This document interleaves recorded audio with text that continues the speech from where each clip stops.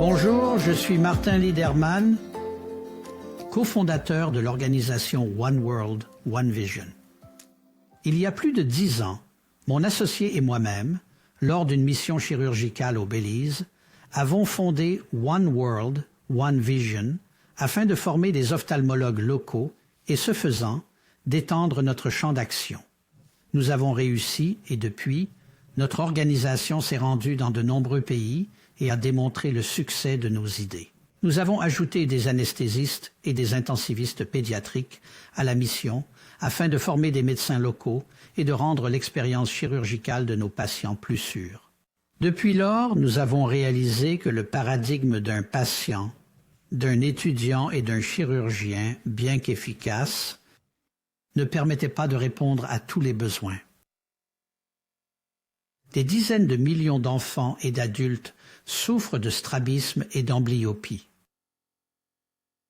Nous avons donc décidé de soutenir et de promouvoir un cours vidéo sur le strabisme et l'amblyopie et avons demandé au Dr Bert Kouchner d'élaborer un programme d'études et de recruter des experts internationaux pour donner des conférences. Nous avons stipulé que le cours devait être traduit en plusieurs langues et distribué gratuitement dans le monde entier aux chirurgiens ophtalmologistes. Nous sommes particulièrement reconnaissants à nos anciens patients et amis qui ont apporté le soutien financier nécessaire pour que notre rêve devienne réalité. Nous sommes ravis que le Dr Kouchner ait accepté de relever le défi et nous espérons que vous trouverez les conférences à la fois stimulantes et éducatives et que vous les partagerez avec vos collègues et vos étudiants. Ainsi, sans plus attendre, je vous présente le Dr Bert Kouchner.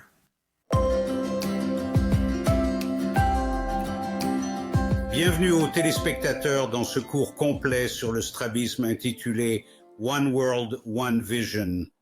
L'exposé d'aujourd'hui porte sur la déviation verticale dissociée. Si vous êtes nouveau dans cette série, je suis heureux que vous soyez là. Si vous êtes un habitué, j'espère que cela signifie que vous avez trouvé les autres conférences satisfaisantes. Aujourd'hui, je suis ravi de vous présenter notre conférencier. Il s'agit d'Andrea Molinari. Elle va nous parler des déviations dissociées. Elle vient de Quito, en Équateur. Le docteur Molinari est directrice du programme de bourse en ophtalmologie pédiatrique et strabisme à l'hôpital Metropolitano. Elle a formé jusqu'à présent 10 boursiers et elle n'est certainement pas étrangère à la communauté internationale du strabisme. Elle est présidente de l'International Strabismus Association, ancienne présidente de la SOPLA, de l'Association latino-américaine d'ophtalmologie pédiatrique et de la Société équatorienne d'ophtalmologie pédiatrique et de strabisme. Elle est actuellement directrice internationale du conseil d'administration de l'APOS. Je dirais que personne ne connaît mieux la DVD que le docteur Molinari. Je l'ai entendu parler de ce sujet. Je pense qu'elle est bien informée, claire, concise, facile à suivre et qu'elle est vraiment la personne idéale pour donner cette conférence. C'est donc avec grand plaisir que je cède la parole au docteur Molinari.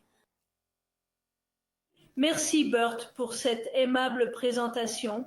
Bonjour à tous. Je suis très heureuse d'être ici aujourd'hui et de parler de l'une des formes les plus fascinantes, à mon avis, du strabisme, à savoir la déviation verticale dissociée.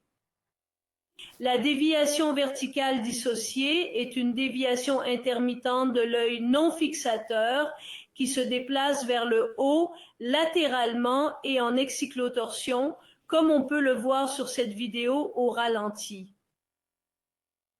Elle est différente d'une déviation verticale conventionnelle car lorsque l'autre l'œil est occlus, il n'y a pas d'hypotropie. Quand le DVD peut-il se produire?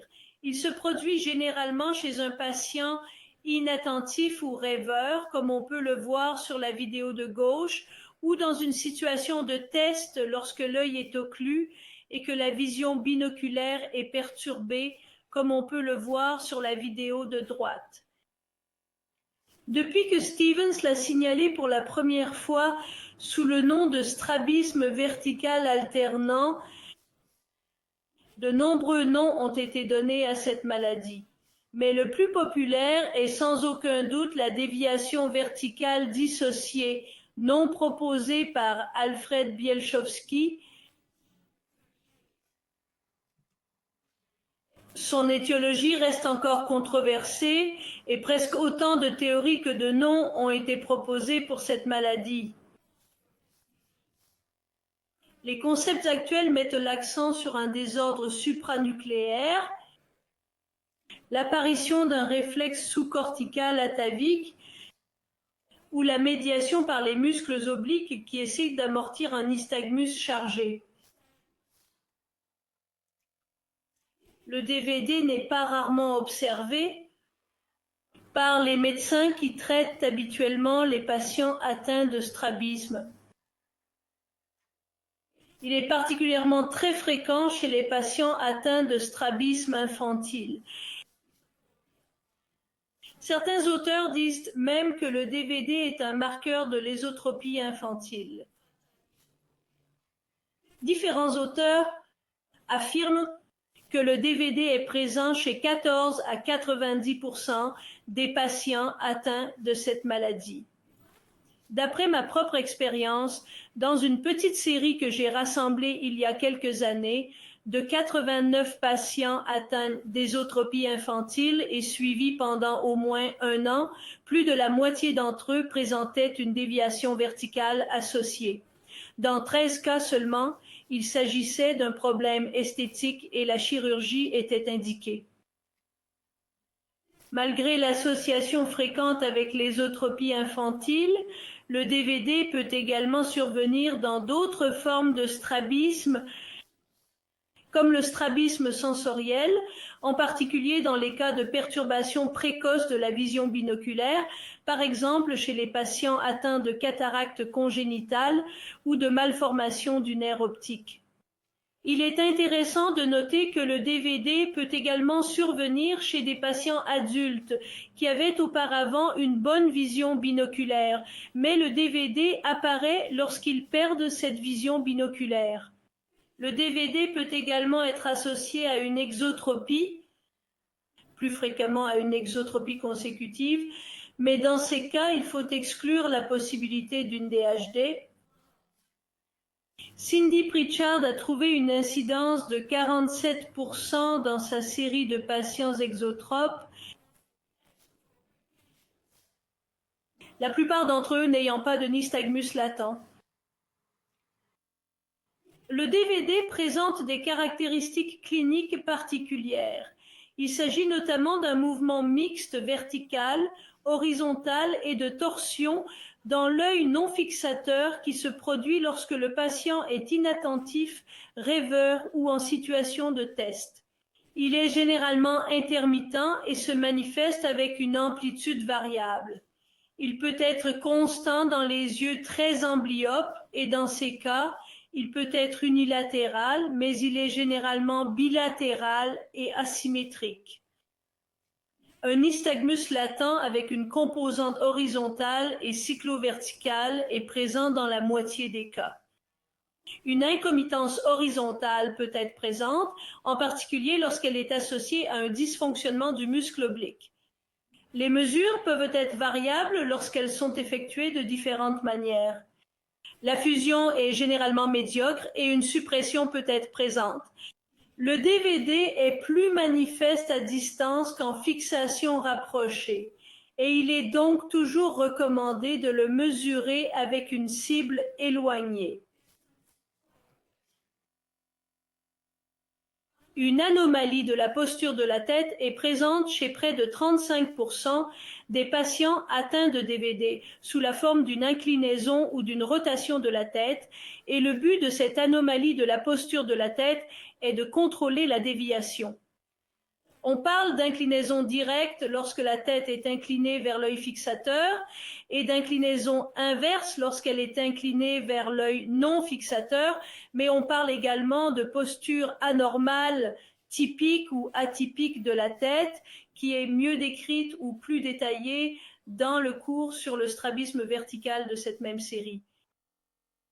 Le DVD peut être présent avant l'âge de 12 mois, mais il est plus souvent remarqué après la première année de vie, généralement après avoir opéré les enfants pour une ésotropie congénitale. Par exemple, comme dans ce cas, vous pouvez voir un enfant atteint d'ésotropie congénitale qui a obtenu un très bon alignement après la récession bilatérale du droit interne et quelques mois plus tard, il développe le DVD. Pour l'examinateur expérimenté, le diagnostic de DVD n'est pas difficile. La déviation verticale lente apparaissant dans l'œil non fixateur, sans hypotropie dans l'autre œil, est pathognomonique du DVD. Mais il existe plusieurs tests qui peuvent être utilisés pour diagnostiquer cette maladie et nous allons tous les décrire: le test du prisme sous écran, le test de fixation inversée, le test du verre rouge et la manœuvre de Posner. Le test du prisme sous écran est un très bon test pour diagnostiquer la DVD, mais aussi pour mesurer l'ampleur de la DVD, et la façon de l'effectuer est la suivante. Tout d'abord, nous allons examiner l'œil droit, le couvrir avec l'écran et observer l'ampleur de la déviation. Ensuite, nous plaçons un prisme qui est censé neutraliser cette déviation entre l'écran et l'œil. Nous laissons l'écran pendant au moins 5 à 10 secondes, car il s'agit d'une déviation lente, puis nous déplaçons l'écran à l'œil gauche, et nous regardons ce qui se passe avec l'œil examiné. Si l'œil ne bouge pas, cela signifie que c'est le prisme qui neutralise la déviation. Et vous pouvez le voir ici avec un patient. Nous couvrons l'œil droit et vous voyez le DVD. Nous plaçons le prisme. Et ensuite, nous couvrons l'œil droit pendant 5 à 10 secondes, puis nous déplaçons l'écran à l'autre œil et nous voyons ce qui se passe avec l'œil droit. Vous remarquerez que l'œil fait un mouvement horizontal parce que le patient a aussi un DHT, mais ne bouge pas verticalement. Le test de fixation inversée a été décrit pour la première fois par Matthew et ses co-auteurs pour diagnostiquer un DVD. Mais il est plus couramment utilisé pour diagnostiquer un DHT. C'est donc ainsi qu'il est réalisé. Nous plaçons à nouveau un prisme entre l'écran et l'œil qui neutralise la déviation horizontale, puis nous déplaçons l'écran vers l'autre œil. Nous déplaçons ensuite l'écran sur le premier œil et nous voyons ce qui se passe avec l'œil non occlu. Si l'œil ne bouge pas, cela signifie qu'il s'agit d'une déviation conventionnelle, mais si l'œil fait une refixation, cela signifie qu'il s'agit d'une déviation dissociée. Le test du verre rouge est également très utile, en particulier pour les petits DVD qui ne peuvent pas être très bien reconnus. Ainsi, lorsqu'une lumière blanche est montrée à la patiente dans un DVD, elle dit toujours qu'elle voit l'image rouge sous l'image blanche. Quel que soit l'œil dans lequel le verre rouge est placé, chez les patients présentant une déviation verticale non dissociée, l'image rouge est vue sous l'image blanche lorsque le verre rouge est placé devant l'œil en hypertropie et au-dessus de l'image blanche lorsqu'il est placé devant l'œil en hypertropie. La manœuvre de Posner est également une manœuvre très intéressante pour diagnostiquer un DVD, bien qu'elle ne permette pas de quantifier l'ampleur de la déviation. Regardez par exemple ce cas. Il s'agit d'une jeune fille aphaque de l'œil droit qui est amblyope. Elle a une acuité visuelle de 27 pour l'œil droit et de 25 pour l'œil gauche. Nous regardons maintenant la vidéo et nous l'occultons avec un occludeur translucide. Vous voyez le DVD apparaître, puis nous occultons l'autre œil avec le même occludeur translucide et vous voyez l'œil droit s'abaisser. C'est ce qu'on appelle la manœuvre de Posner qui est très caractéristique du DVD. Le traitement du DVD est toujours chirurgical lorsqu'il est indiqué, mais avant d'indiquer une procédure chirurgicale, il est très important d'encourager toute fusion possible en fournissant une correction optique optimale et en traitant l'amblyopie si elle est présente, car une image floue fera en sorte qu'une déviation latente devienne manifeste. C'est pourquoi une prescription optique correcte permet de compenser de nombreux DVD. Par exemple, dans ce cas, il s'agit d'un patient atteint d'ésotropie congénitale, comme vous pouvez le voir sur l'image de gauche, qui était très bien aligné après l'opération. Et avec les lunettes, la déviation a été complètement compensée. Même 10 ans après l'opération, vous pouvez remarquer que sans les lunettes, il y a un petit DVD sur son œil droit, mais il ne se décompense jamais lorsqu'elle porte ses lunettes. Quand allons-nous indiquer une intervention chirurgicale chez nos patients atteints de DVD? Il existe 3 situations spécifiques dans lesquelles nous indiquons un traitement chirurgical à nos patients atteints de DVD. Les patients dont le DVD est important et se décompense très fréquemment, ce qui entraîne un problème esthétique. Les patients qui risquent de développer ou d'aggraver une amblyopie préexistante lorsque la déviation est suffisamment fréquente pour produire une suppression intense de l'œil dévié, et les patients qui adoptent une posture anormale importante de la tête pour contrôler l'ampleur de la DVD. Il est important de dire aux patients que la posture de la tête ne disparaîtra peut-être pas avec un traitement chirurgical, mais qu'elle s'améliorera très certainement.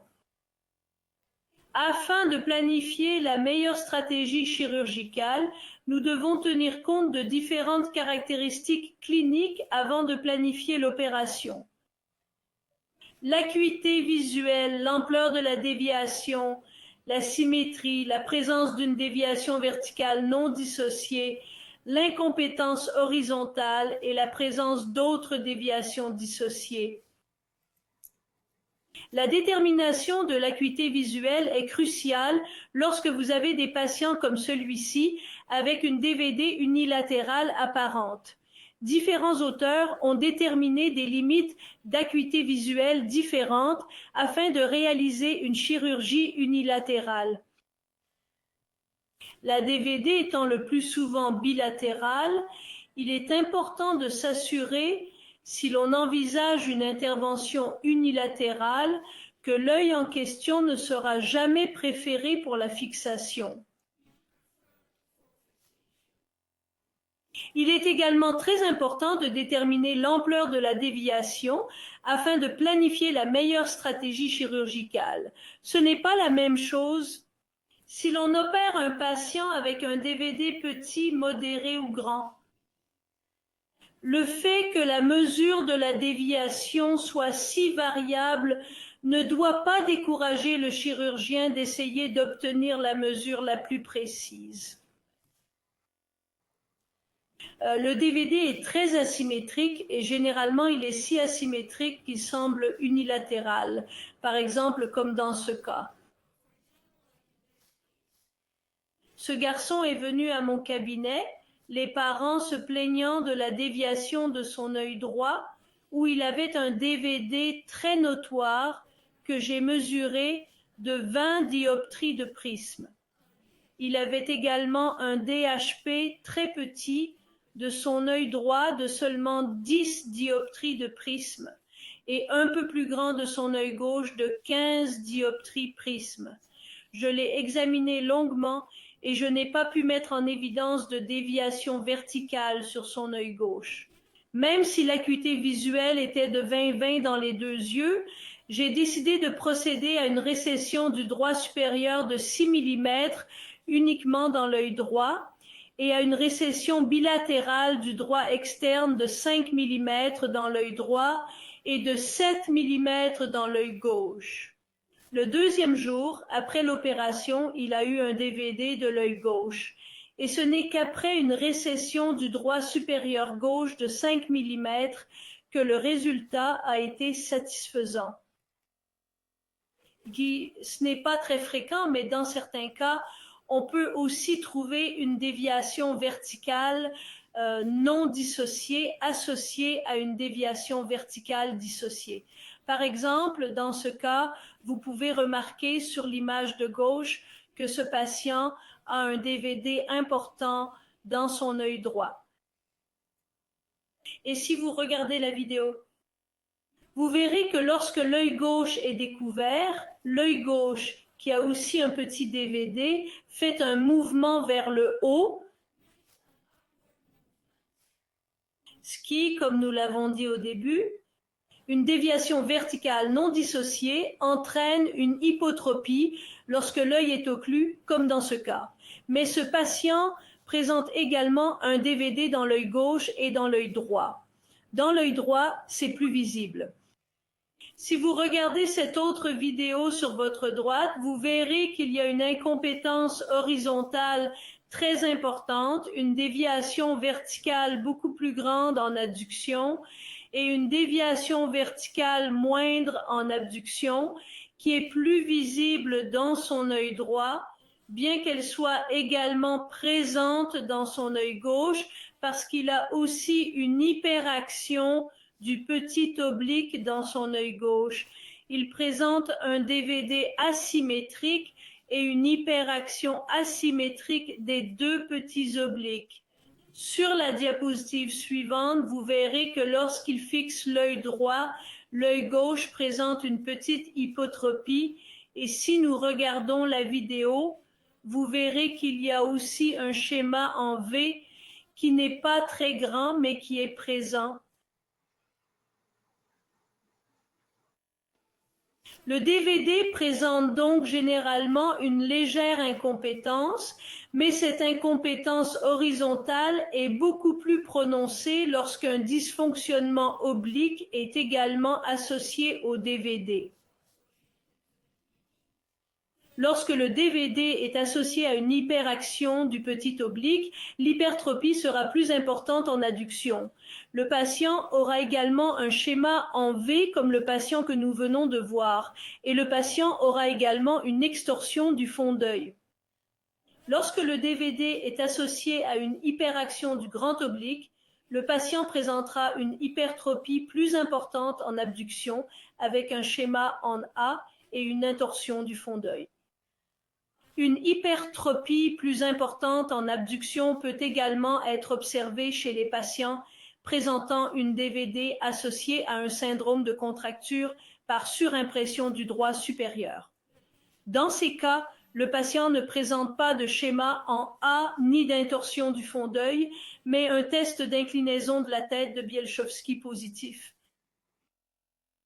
Plusieurs procédures chirurgicales ont été préconisées pour le DVD.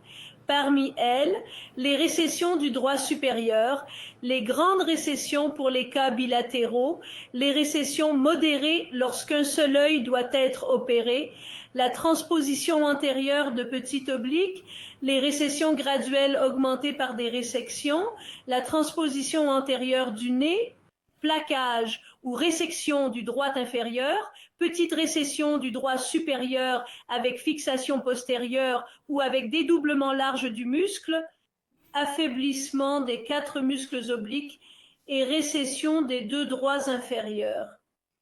L'existence de tant de procédures pour traiter cette maladie reflète le fait qu'aucune n'est complètement satisfaisante.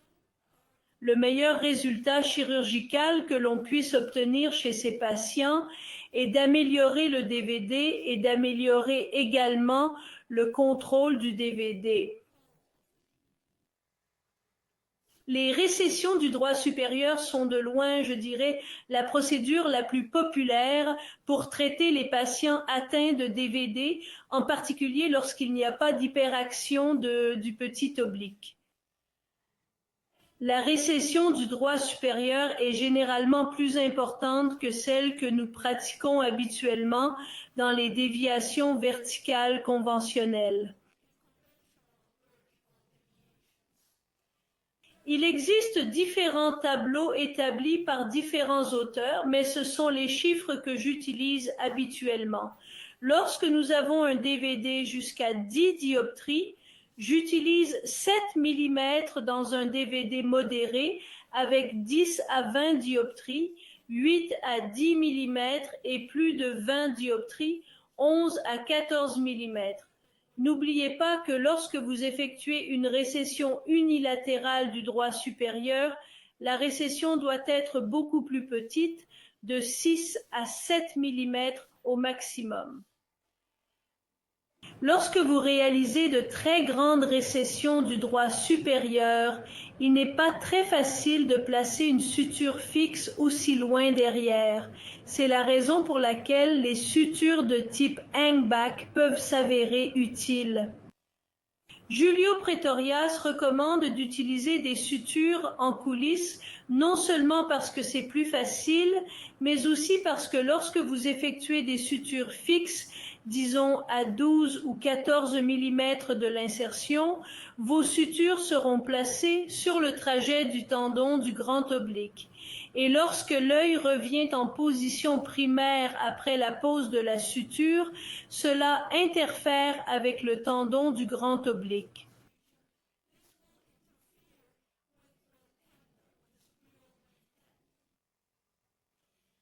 Je préfère utiliser des sutures fixes. Je place donc généralement une suture fixe dans le bord temporal, puis une autre dans le bord nasal. Pour obtenir l'effet d'affaiblissement que vous souhaitez pour votre récession du droit supérieur, il est très important de disséquer complètement le muscle du tissu conjonctif qui l'entoure. Cela comprend les ligaments de contrôle, la membrane intermusculaire et le tissu conjonctif qui relie le droit supérieur au grand oblique, appelé frenulum. Une récession du droit supérieur a également été décrite associée à une fixation postérieure. Il s'agit du dessin original de l'article de Cooper qui a décrit la procédure de Faden. Elle a été décrite dans le cas d'un droit supérieur. Elle est généralement associée à de petites récessions allant jusqu'à 5 mm. La suture postérieure non visible doit être placée à au moins 2 à 15 mm de l'insertion du muscle. C'est pourquoi une bonne assistance est nécessaire pour réaliser cette intervention. Une autre procédure qui permet d'évider le droit supérieur moins loin en arrière est la fente large du muscle. Voici une vidéo qui m'a été très aimablement fournie par le Dr Pradip Sharma de New Delhi, où l'on voit qu'il n'a évidé que 6,5 mm et qu'il a divisé le muscle, obtenant ainsi un bon résultat pour un patient de grande taille. DVD. La transposition antérieure du petit oblique est une autre procédure très populaire pour traiter les DVD, en particulier les cas associés à une action excessive du petit oblique. Cette technique a été proposée pour la première fois par Alan Scott en 1978, mais elle a été décrite pour la première fois par Elliott à Nankin pour le traitement de la DVD. Par la suite, de nombreux autres auteurs ont recommandé son utilisation pour le traitement de cette maladie. La transposition antérieure peut être augmentée en réséquant le muscle et elle peut également être graduée. La transposition antérieure et nasale de ce muscle a également été préconisée pour le traitement de cette maladie, comme vous pouvez le voir dans cet article. Mais en général, le taux de réussite est meilleur lorsqu'il s'agit d'un DVD modéré et non d'un DVD très large. Une complication très importante de cette procédure est le syndrome d'anti-élévation décrit par le Dr Kushner.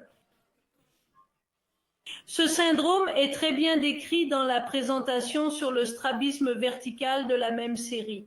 Une vidéo de ce cas index peut également être visionnée dans cette présentation.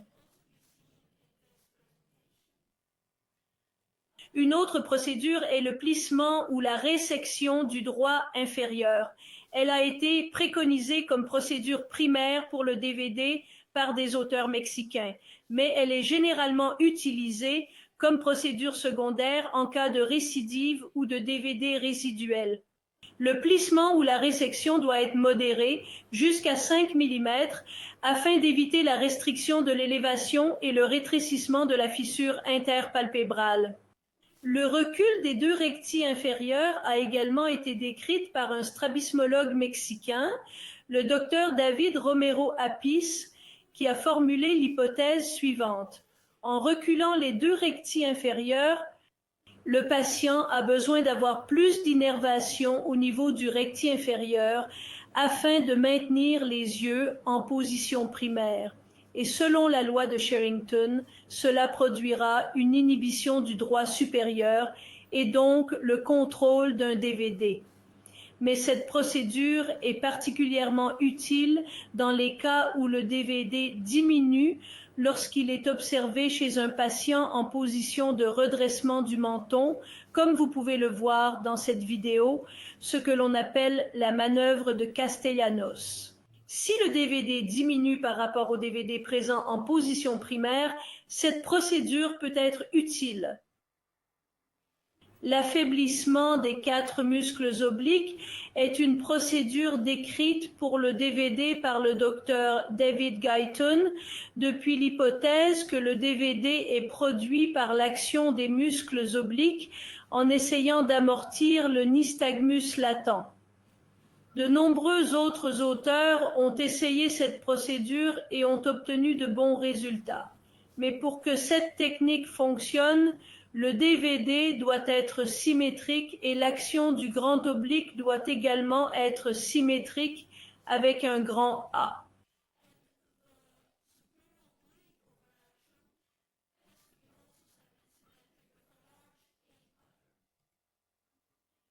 Jusqu'à présent, nous avons décrit les différentes caractéristiques cliniques du DVD.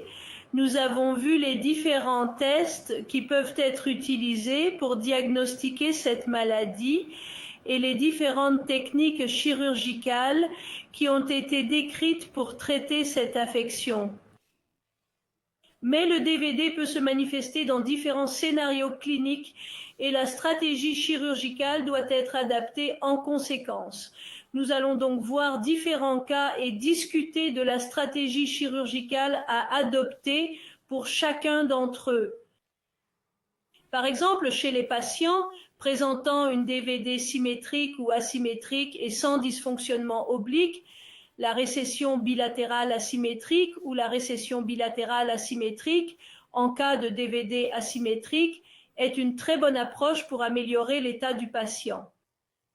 Chez les patients présentant une DVD très asymétrique, une amblyopie profonde et aucune hyperaction du petit oblique, comme ce patient qui simulait son œil gauche, une récession unilatérale modérée du droit supérieur peut être pratiquée, mais il faut toujours s'assurer que lors d'une chirurgie unilatérale, cet œil ne sera jamais privilégié pour la fixation. Les patients présentant un DVD et une hyperaction du petit oblique, comme dans le cas de ce patient qui présentait une ésotropie congénitale et qui a obtenu un bon alignement avec une récession bimédiale, mais qui a ensuite développé une hyperaction du petit oblique et un DVD, la transposition antérieure du petit oblique des deux yeux est une bonne procédure et une procédure durable. Vous pouvez voir le même patient, 20 ans après, il est toujours très bien aligné et sans récurrente d'hyperaction du petit oblique et sans DVD. Mais lorsque les patients présentent des DVD très importants, supérieurs à 20 dioptries de prisme, la transposition antérieure du petit oblique ne suffit pas à corriger le problème et il faut ajouter une récession du droit supérieur. Mais il faut savoir que le droit supérieur et le petit oblique sont tous deux des élévateurs de l'œil. Il faut donc être très prudent lors de la récession du droit supérieur et comme on ne peut pas faire une très grande récession, il faut faire une petite récession pour ne pas paralyser l'élévation de l'œil. Chez un patient présentant un DVD unilatéral et une mauvaise vision dans l'œil non fixateur, comme cette patiente dont la fovea était ectopique, on peut procéder à une transposition antérieure unilatérale du petit oblique. Vous voyez ici la patiente 3 ans après l'opération. Elle a un très bon alignement, pas de DVD, mais vous pouvez remarquer une petite limitation de l'élévation de l'œil gauche, qui est l'œil où la procédure chirurgicale a été effectuée.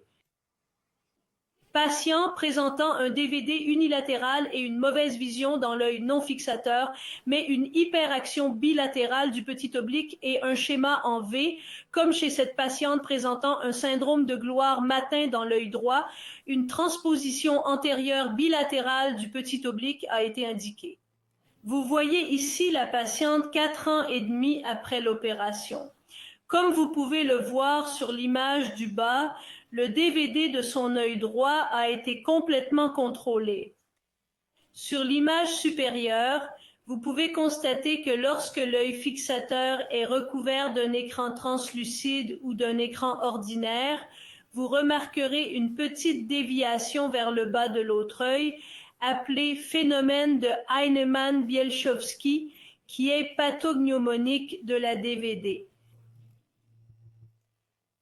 Les patients présentant un DVD et un schéma A, ainsi qu'une hyperaction du grand oblique, comme ce patient qui présentait une ésotropie infantile, étaient très bien alignés. Bien des années plus tard, le DVD et le grand oblique sont des cas très particuliers. Si le schéma A va jusqu'à 10 dioptries de prisme, une récession bilatérale du droit supérieur suffit à corriger le DVD et le schéma A.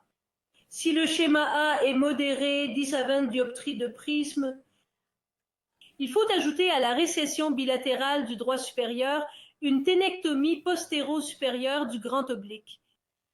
Lorsque le schéma A est important, plus grand, plus de 20 dioptries de prisme, il faut ajouter à la récession bilatérale du droit supérieur une ténectomie complète du grand oblique. Si le DVD est symétrique, d'autres auteurs préfèrent une procédure d'affaiblissement des 4 muscles obliques. Enfin, les patients présentant un DVD décompensé après une grande récession bilatérale du droit supérieur, sans hyperaction du petit oblique, comme dans ce cas, il s'agit d'un patient qui était aphaque et présentait un DVD dans les 2 yeux. Nous avons effectué une grande récession bilatérale du droit supérieur comme première intervention, mais après cette intervention, son DVD gauche s'est décompensé très fréquemment. Dans ce cas, nous avons choisi d'effectuer un placement du droit inférieur gauche avec un bon résultat cosmétique. En conclusion, comme vous l'avez vu, il existe de nombreuses options chirurgicales pour traiter les patients atteints de DVD. Vous devez être très prudent lorsque vous recommandez une procédure chirurgicale à votre patient atteint de DVD et lui expliquer que le DVD ne disparaîtra que très rarement. Elle peut être améliorée, mais il est très rare qu'elle disparaisse. Examinez soigneusement votre patient afin de choisir le plan chirurgical le plus approprié. Sur ce, je termine mon exposé et je vous remercie tous de votre attention aujourd'hui. Merci Andrea. Comme prévu, c'était tout simplement fabuleux. Vous avez tout couvert. J'ai adoré vos graphiques animés. Je devrais un jour vous demander comment vous les avez créés. Des recommandations très claires sur la manière de traiter les multiples modèles différents que présente le DVD. J'ai juste 1 ou 2 questions ou commentaires, si vous le permettez. D'après mon expérience, la présentation la plus fréquente du DVD est d'être bilatérale mais asymétrique, mais aussi, en supposant qu'il n'y ait pas d'amblyopie ou quoi que ce soit d'autre, il se manifeste de façon intermittente, pas constante, mais de façon intermittente dans un œil et seulement latent dans l'autre œil. Pas toujours. Lorsque vous prenez des notes pour les dossiers de vos patients, est-ce que vous indiquez si le DVD est latent ou s'il se manifeste par intermittence ou rarement? Se manifeste constamment? Cela influencerait-il votre traitement? Oui, bien sûr, je le fais. J'essaie également d'évaluer la décompensation, c'est-à-dire la fréquence à laquelle le DVD se décompense. Et vous avez raison, c'est aussi mon expérience. Les patients présentant un DVD très asymétrique sont généralement associés à un certain type d'amblyopie et sont très asymétriques. Et oui, j'enregistre la différence de manifestation du DVD dans chaque œil. L'autre question ou commentaire que j'ai à faire, c'est que je suis tout à fait d'accord pour dire que le test d'infiltration Prism est l'étalon or pour mesurer un DVD. Et encore une fois, j'adore les graphiques qui le montrent, mais je trouve que de nombreux patients ont toujours un redressement à la fin. Je n'arrive jamais au point où il n'y a pas de mouvement du tout. Il peut descendre un peu et remonter, ou monter un peu et redescendre. Je dois alors estimer si le mouvement vers le haut est le même que le mouvement vers le bas. Est-ce votre expérience? Et avez-vous des conseils pour minimiser ce redressement? Oui, malheureusement, c'est aussi mon expérience, car cela rend la mesure de la déviation très difficile, n'est-ce pas? Il est également difficile d'expliquer aux collègues et aux résidents comment mesurer le DVD à cause de ces mouvements de refixation ou du fait que l'œil ne reste pas immobile. La difficulté réside également dans le fait que, comme vous avez pu le voir dans la vidéo que j'ai montrée, le DVD est très souvent associé à d'autres déviations dissociées telles que la DHT. Vous pouvez donc neutraliser la déviation verticale, mais vous avez aussi la déviation horizontale, ce qui rend la déviation plus difficile. Je veux dire, la mesure, plus difficile. J'essaie donc de mesurer d'abord l'écart le plus important, puis l'autre écart, l'écart horizontal. Disons qu'elle a une grande déviation verticale et une petite DHT. Je mesure d'abord l'écart vertical et j'essaie de le compenser le mieux possible. Mais, comme vous l'avez dit, la mesure étant également variable, vous pouvez obtenir des mesures différentes. L'important est d'estimer la mesure. Vous n'aurez pas, comme dans d'autres types de strabisme, la possibilité de dire que ce patient a une déviation de 15 dioptries de prisme. Dans le cas du DVD, je dirais qu'il s'agit d'une estimation, mais vous pouvez dire qu'il s'agit d'une grande déviation lorsqu'elle est d'environ 20, d'une déviation modérée lorsqu'elle est d'environ 15 ou d'une petite déviation lorsqu'elle est inférieure à 10. Excellente réponse à cette question et j'apprécie vraiment vos commentaires à ce sujet. C'était formidable. Je pense que cela conclut notre session d'aujourd'hui. Encore une fois, je remercie les téléspectateurs d'être venus. Je remercie Andrea d'avoir pris le temps de faire cette merveilleuse présentation. Et comme je l'ai dit, si vous avez apprécié cette présentation, j'espère que vous suivrez toutes les autres conférences de cette série. Sur ce, je vous souhaite, selon l'endroit d'où vous regardez et l'heure, une bonne nuit, un bon après-midi ou un bon matin. En vous apportant ce cours vidéo, je vous adresse de nombreux remerciements. Merci d'avoir visionné le cours vidéo sur le strabisme. Nous espérons que vous l'avez trouvé stimulant et éducatif, et que vous partagerez ces connaissances avec d'autres. L'équipe d'Un Monde, une vision remercie chaleureusement les conférenciers qui ont partagé leurs années d'études pour rendre ce cours vidéo utile. Et bien sûr à Bert Kouchner pour avoir assumé la charge, heureuse nous l'espérons, du développement et de la modération. Nous remercions également le conseil d'administration pour ses conseils constants. Nous remercions nos donateurs pour leur soutien financier qui a rendu possible ce cours vidéo Un grand merci à l'équipe vidéo de Sweet Sadie pour les efforts extraordinaires qu'ils ont déployés afin de rendre ce cours, tant sur le plan visuel qu'auditif, extraordinaire. Et pour leurs conseils techniques aux conférenciers. Merci à Rachel, Tim, Eddie et Bill. Si vous souhaitez en savoir plus sur ce que nous faisons, rendez-vous sur notre site web www.oneworldonvision.org. Enfin, si vous avez des commentaires, des pensées ou des idées, vous pouvez m'envoyer un courriel à owov@gmail.com. Au revoir.